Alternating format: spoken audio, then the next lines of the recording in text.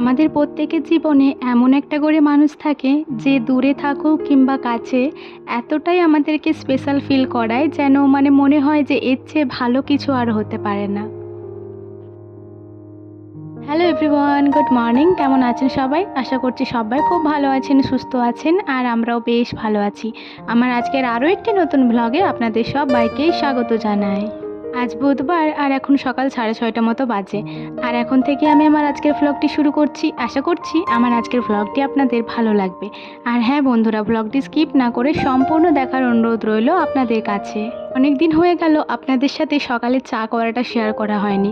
আর 2-4টে দিন ওয়েট করুন, আমার স্ট্যান্ডটা চলে এলে ওই সব কাজকর্মগুলো আপনাদের সাথে শেয়ার করব। সত্যি বলছি, ওই সব কাজকর্মগুলো আপনাদের সাথে শেয়ার না করতে পেরে আমারও খুব খারাপ লাগছে, কিন্তু কি করব বলুন তো, আমার কাছে আর যে কোনো উপায় নেই। যাই হোক, সকালবেলায় উঠে ওই বাড়ি গিয়েছিলাম ব্রাশ ট্রাশ করে, আর তারপরে না চা মুড়ি সবাইকারই খাওয়া হয়ে গেছে। আর খাওয়া দাওয়া সেরে বাসন টাসন ধুয়ে এই বাড়িতে এলাম।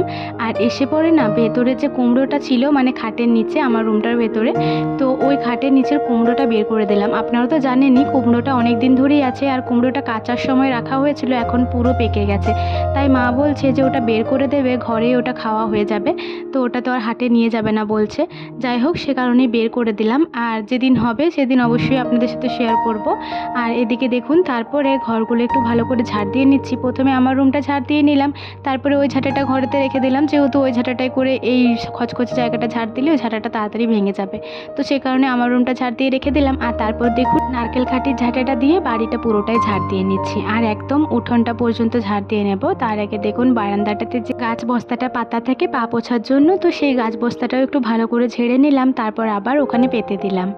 বাড়িটা পুরোটাই ঝাড় দিয়ে নিয়েছি, আর ভাবলাম একবারেতেই উঠানটা ঝাড় দিয়ে নেব, কিন্তু মা আবার বাইরেতে তিলগুলো পাছুড়ছে।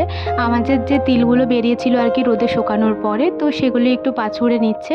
তো সে কারণেই মা বললো তাহলে তুমি ঘরটা মুছে নাও, তারপর না হয় ঝাড় দেবে। তো সেটাই আর কি আপনাদেরকে দেখালাম যে মা ওদিকে তিল পাছুড়ছে, তাই উঠানটা এখন আর ঝাড় দিলাম না, আগে ঘরটা মুছে নিই, তারপরে উঠানটা ঝাড় দিয়ে নেব।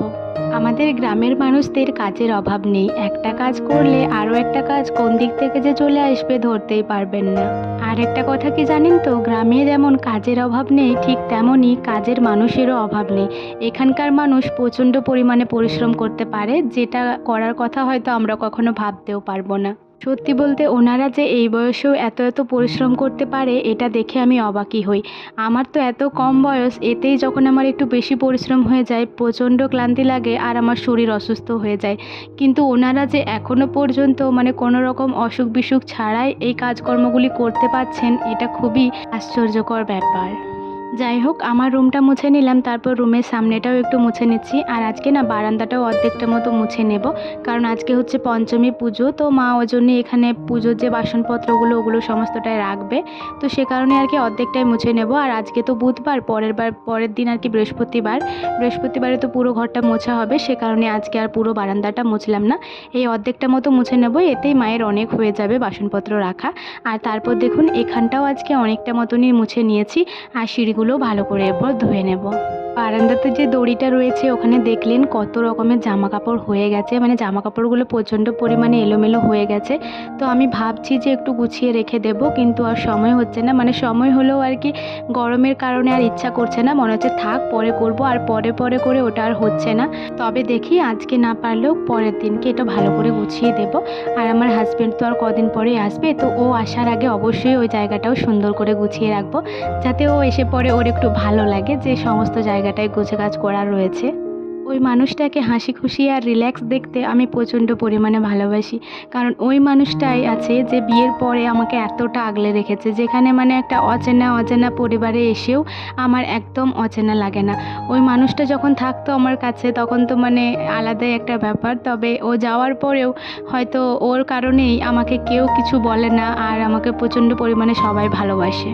সত্যি বলতে একটা কথা ঠিকই, যে স্বামী যদি তোমাকে ভালোবাসে সম্মান করে, তাহলে পরিবারের কারোরই সাহস থাকে না তোমার ওপরে কথা বলা, তোমাকে অসম্মান করার।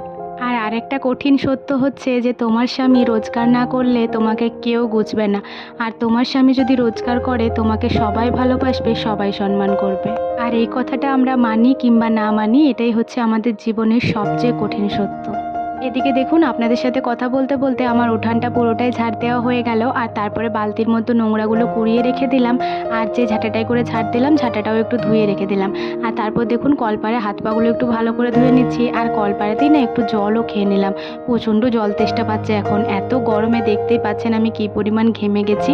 তো এখন আর জামাটা চেঞ্জ করব না, এই সবজিটা কেটে দিই তারপরে না আমি একদমই স্নান করে নেব, নয়তো আবার এই জামাটা চেঞ্জ করলে আবার তো আধ ঘন্টা পরেই স্নান করব, তো আবার সেই আর একটা নাইটি নষ্ট হবে। তো সে কারণে আর কি এই যে পেঁপেটা কেটে দিই, শুধুমাত্র ঠাকুমা বলছে পেঁপেটা কাটবে না, তো সে কারণে আমিই কেটে দিচ্ছি। পেঁপেটা কাটার পরে আমি স্নান করতে গিয়েছিলাম, আর সোমবার যে শাড়িটা পরেছিলাম না ওই শাড়িটাও তো কেচে ধুয়ে রাখা হয়নি, ওটা তো কিছুক্ষণের জন্য পরেছিলাম, কিন্তু তাও সিঁদুরের দাগ অনেক লেগে গেছে, আসলে ঘাম দিচ্ছিল তো ওই ঘাম মুছতে মুছতে অনেক সিঁদুরের দাগ লেগে গেছিলো। তো সে কারণে আর কি ভেবেছিলাম একটু কাঁচা ধোয়া করেই রাখবো, তো আজকে এই যে কেচে ধুয়ে নিলাম। আর নিচেতে আর কি মা অনেক কিছুই মেলেছে, মানে তিলগুলো মেলেছে, তো সে কারণে আর কি জলের ফোঁটা পড়বে, তাই ভাবলাম ছাদেতেই না হয় এগুলো মেলে দিয়ে আসি। আর ছাদেও দেখতে পাচ্ছেন গোটা গোটা তিলগুলো মেলা রয়েছে, তো এগুলো এখনো পর্যন্ত ঝরানো হয়নি, এগুলো যখন শুকিয়ে যাবে তখন আপনা আপনিই ঝরে যাবে, তারপর আবার নিচেতে গিয়ে পা ছুটে নিতে হবে। তো জামা কাপড়গুলো সমস্তটা মেলে দিলাম, তারপরে ইটটা চাপিয়ে এই যে নিচেতে চলে যাচ্ছি। আর ঘরেতে এসেই এই যে প্রণাম করে নিচ্ছি, এখন 2-3 দিন আর ধূপ দেব না, মানে একটু অসুবিধা রয়েছে, তো শুধুমাত্র প্রণাম করে নিচ্ছি, তারপরে ঘরেতেই জবটা করে নেব। একেই তো প্রচণ্ড গরম, আবার এই সময় না আমার একটু বেশিই কষ্ট হচ্ছে, কিন্তু কিছু করার নেই, মেয়ে হয়ে জন্ম নিয়েছি, এই কষ্টটাও সহ্য করতে হবে।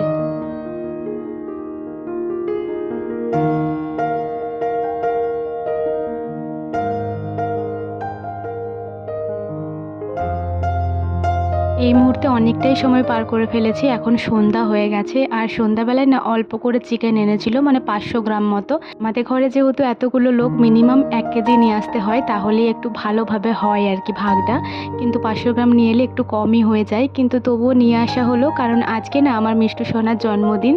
তো ও দাদা তো কয়দিন পরে আসবে, তাই ওর দাদা বললো যে আজকে সেরকম কিছু করতে হয় না, আমি যাব তখনই না হয় সেলিব্রেটটা করা হবে। কিন্তু আমাদের মিষ্টু সোনা মাংস খেতে খুবই ভালোবাসে, তো ও বলছিল যে একটু মাংস খাবো, তো সে কারণেই এই যে কাকু 500 গ্রাম মতো মাংস নিয়ে এসেছে, তো সেই মাংসটাই আর কি রান্না করে নিচ্ছি। আর আজকে মাংস রান্নাটা আমিই করেছিলাম, এই যে কষিয়ে দিয়েছিলাম, তারপর না 2 পিস মতো মিষ্টুকে তুলে দিয়েছিলাম, আর তারপরে জল ঢেলে এই যে ঝোল করে নিয়েছি, আর রাত্রেবেলা এই যে বাটি করে সাজিয়েও দিয়েছি। চলুন আজকের ভিডিওটা এখানেই শেষ করছি, ভালো লাগলে লাইক করে দেবেন, টাটা।